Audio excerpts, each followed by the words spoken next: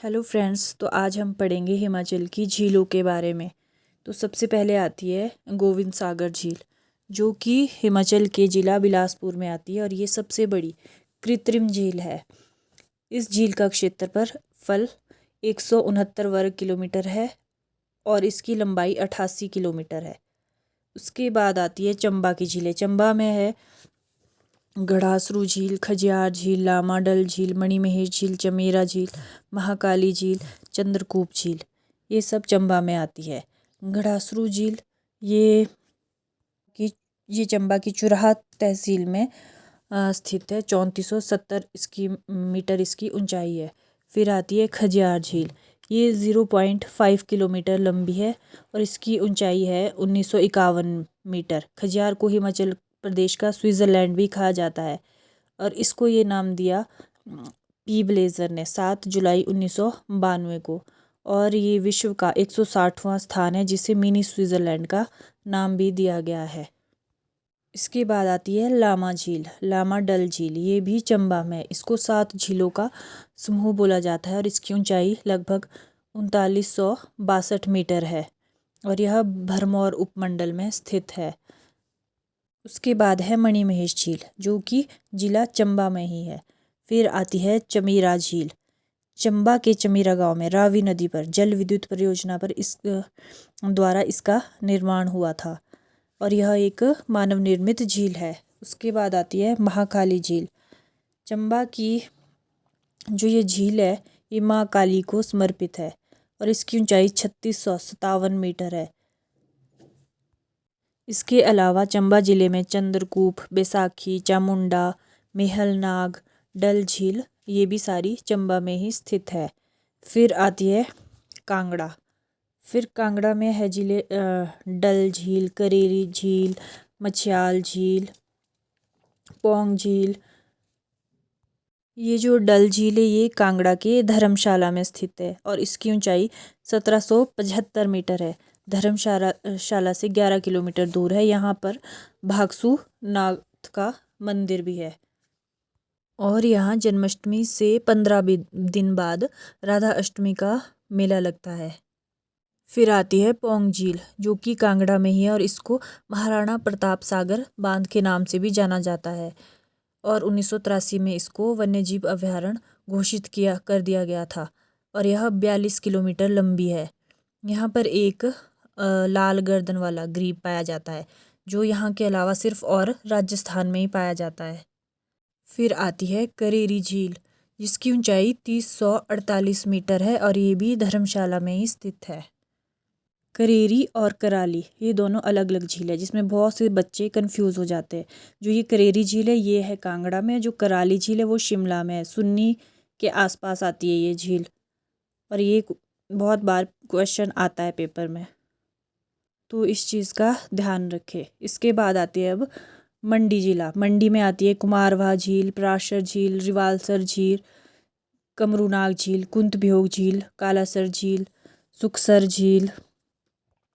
तो सबसे पहले कुमारवाह झील, जिसकी ऊंचाई है 3150 मीटर। ये मंडी जिले के चचोट स्थान पर है। और फिर आती है रिवालसर झील। इस झील को तैरते हुए टापुओं की झील भी कहा जाता है। तैरते हुए 7 टापुओं की झील भी कहा जाता है।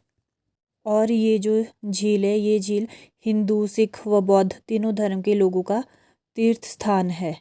यह लोमेश ऋषि की तपोस्थली भी रही है।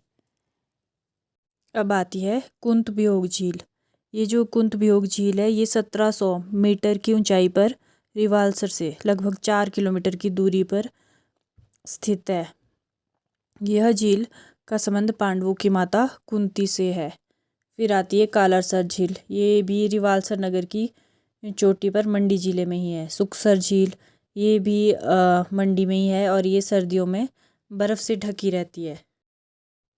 फिर आती है पंडोह झील। यह मंडी से 14 किलोमीटर दूर मंडी कुल्लू राष्ट्रीय राजमार्ग 21 पर है और यह ब्यास नदी के पानी को मोड़कर सतलुज नदी में सलापड़ मिलाने से बनी है। फिर आती है पराशर झील। ये है मंडी से 30 किलोमीटर दूर और इसको तैरते टापुओं की झील भी बोला जाता है। और जो इसमें ऋषि पराशर का जो एक मंदिर है वो पैगोडा शैली में बना है। अब बात करते हैं कुल्लू की। कुल्लू में है मंतलाई झील, देओरी झील, हंसा झील, भृगु झील, श्रिंगत्युंग झील, दशहर झील, नैनसर झील, सरियोलसर झील, डहनासर झील, हंसा झील, सरिताल झील। इनमें से हम इम्पॉर्टेंट को ही पढ़ेंगे, जैसे कि भृगु झील, यह कुल्लू के रोहतांग दर्रे के पास है। सरियोलसर झील, यह कुल्लू में जलोड़ी दर्रे के पास है। और जो ये सरियोलसर झील है 3100 मीटर की ऊंचाई पर स्थित है। और आभी नाम की एक नन्ही सी चिड़िया है जो इसके जल की सफाई करती रहती है। फिर है मंतलाई झील, ये है 4116 मीटर की ऊंचाई पर, और इस झील से पार्वती नदी निकलती है। फिर है श्रिंगत्युंग झील, यह जो झील है ये श्रिंग ऋषि की तपोस्थली है। फिर आती है दशहर झील, ये 4200 मीटर की ऊंचाई पर है। सरियोलसर झील ये 3100 मीटर की ऊंचाई पर है। अब बात करते हैं शिमला की। तो शिमला में आती है चंद्रनाहन झील, तानू जुब्बल झील, गढ़कुफर झील, कराली झील, बरादोनसर झील। जो चंद्रनाहन झील है वो 4267 मीटर की ऊंचाई पर स्थित है, और ये रोहड़ू शिमला में स्थित है। और ये पब्बर नदी का उद्गम स्थल है, और ये झील 7 सरोवरों का समूह है। फिर आती है तानू जुब्बल झील, जो कि नारकंडा के पास है। फिर है कराली झील, जो कि एक गंदे पानी की झील है। अब बात करते हैं किन्नौर की। तो किन्नौर में सिर्फ 2 ही झीलें, वो है एक है नाको झील और एक है सुरंग झील। जो कि नाको झील है वो है 3662 मीटर की ऊंचाई पर, और यह झील स्केटिंग के लिए मशहूर है। फिर है सिरमौर। सिरमौर में है रेणुका झील और सुकेती झील। जो रेणुका झील है ये 25 किलोमीटर लंबी है, और ये सबसे बड़ी प्राकृतिक झील है, और इसकी आकृति सोई हुई स्त्री जैसी है। और रेणुका भगवान परशुराम की माता है। इसका झील का निर्माण हुआ था जब रेणुका के पुत्र परशुराम ने अपने पिता की आज्ञा का पालन करते हुए अपनी ही माता का वध कर दिया था। और यह झील रामसर आर्द्रभूमि साइट भी है, और सुकेती में एक फॉसिल पार्क है। अब आता है लाहौल स्पीति। लाहौल स्पीति में है चंद्रताल झील, सूरजताल झील, दीपकताल झील, यूनामसा झील, नीलकंठ झील, धनकर झील, सिस्सू झील। सबसे पहले आती है सूरजताल झील।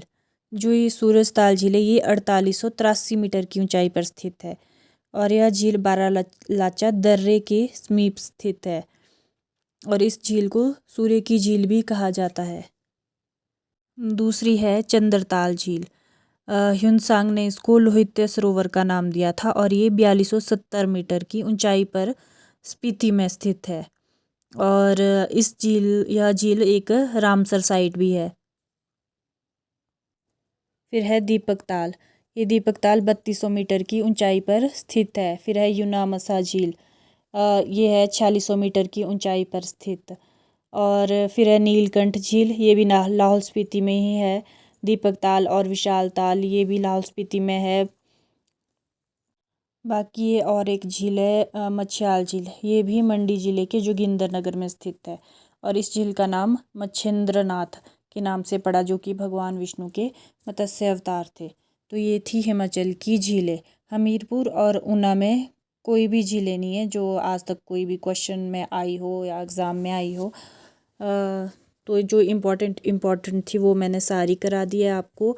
अगर आपको मेरी वीडियो अच्छी लगी हो तो please like, share and subscribe to my channel. Thank you so much.